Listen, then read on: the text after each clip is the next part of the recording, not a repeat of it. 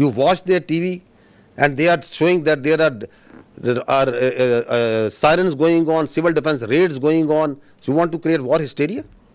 This is another point that I want to highlight, that we request the international media to fact check before buying their stories. This is just a very fresh story about someone who was leading the prayer, the funeral prayer of the people who died in one of the unfortunate place in this 6th, 7th, one of the mosques that was taken out.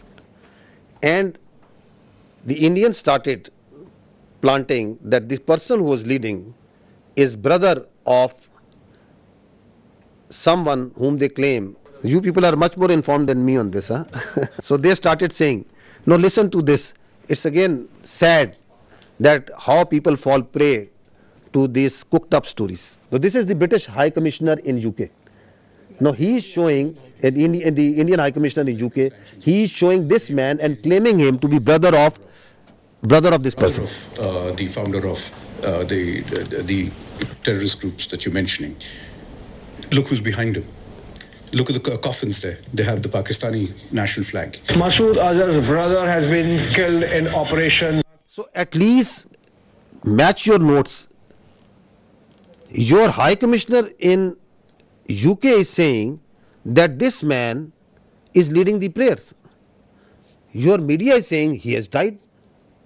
So before you cook up a story, I would request our dear friends, whoever is writing the script over there of this fiction book that they are writing, that at least match the notes amongst yourself. Abdul Rauf Azhar, Masood Azhar's brother, Abdul Rauf Azhar killed in. You have to say once something, you have to back it up with fact and evidence. Now this man who was actually leading the prayers, whom the High Commissioner of the Indian High Commissioner is saying that he is the brother, what is he telling? Who is he?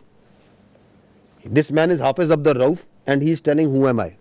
मुझे बड़ी ही शदीद तकलीफ है और रंज भी है कि बग़ैर किसी तस्दीक के, बग़ैर किसी तहकीक के मेरे बारे में इतनी बड़ी बड़ी बातें और बैनुल-अक़वामी चीज़ें बयान कर दी हिंदुस्तान ने और उनके मीडिया ने, जो बिल्कुल ही मुज़क्का खेज़ है और जिसका हक़ाइक़ से क़तन कोई ताल्लुक़ नहीं है।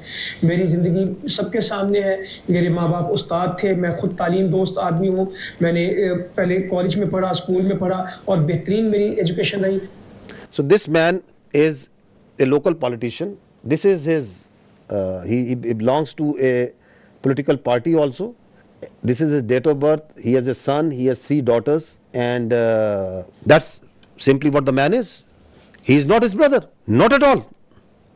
And he's saying that I have come to know through international media, saying that I am the brother of that person. I'm trying to tell you is that even if their high commissioners are telling you something, even if their ministries are telling you something, please fact check it. Don't fall prey to their misinformation, disinformation, because they live in their own cocoons, in their own bubble, in which they believe every lie that is fed to them.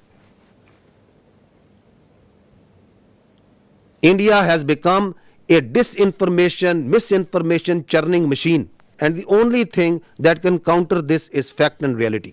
Again, unfortunate part that even reputed journalists like Barkha Dutt, whom people tend to believe what they are reporting on their social media.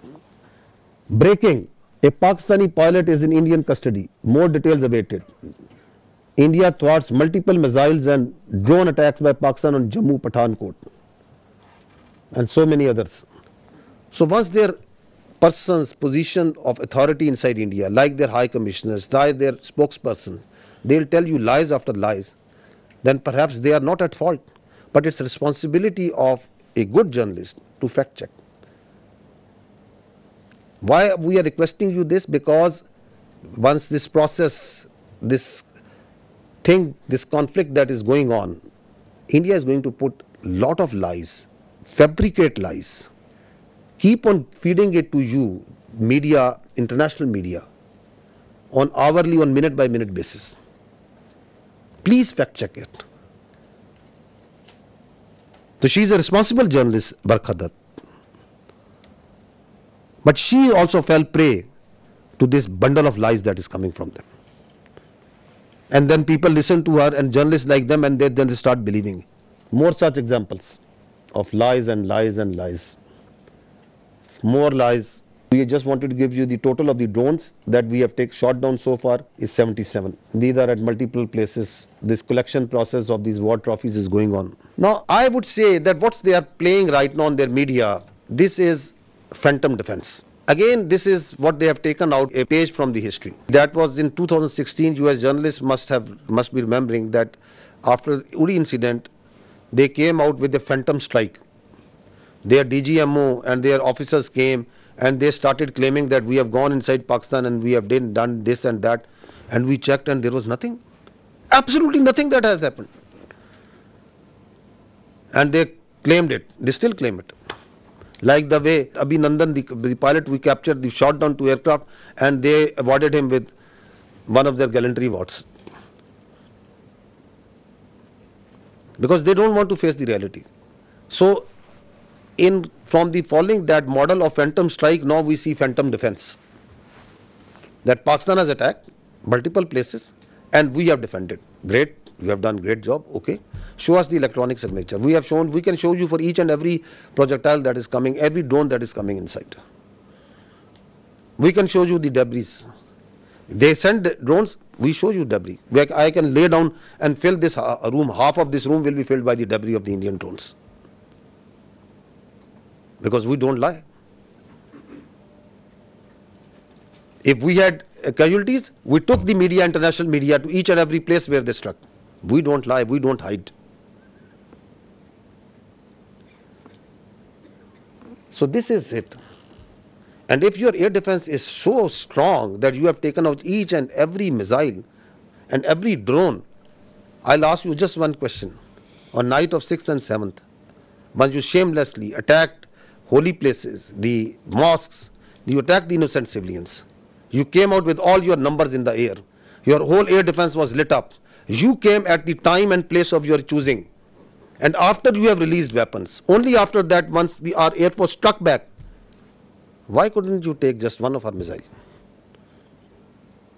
You were well prepared. That is the birth.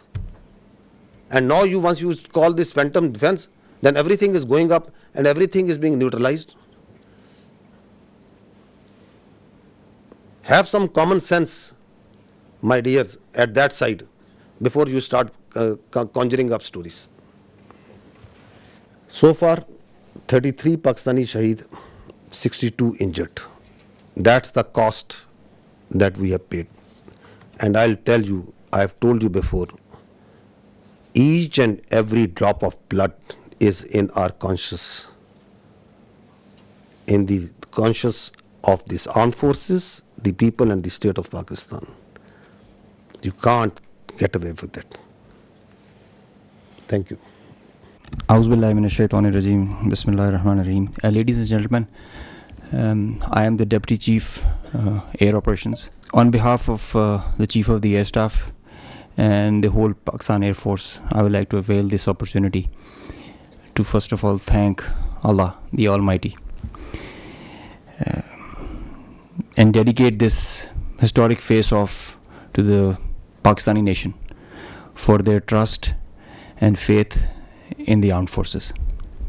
Very special thanks to the military leadership for their foresight and all-out support by the Chief of the Army Staff, and especially to the Chief of the Air Staff for his guidance, strategic vision, and the direction that he gave to the Air Force to create history like this. He really led from the front. He was involved all the way during this operation, spearheaded it, choreographed it. We call it the new art of war. This BVR fight of a couple of dozens up to 70 from their side, about 40, crossing 100, is the first ever in the history of aviation. It is going to be taught as a textbook case and a study and a reference material in the aerial combat history. I will distill some tactical details for you because they impact on the larger strategy, and run through very quickly so as to bring you all up to speed on what happened and how did it happen.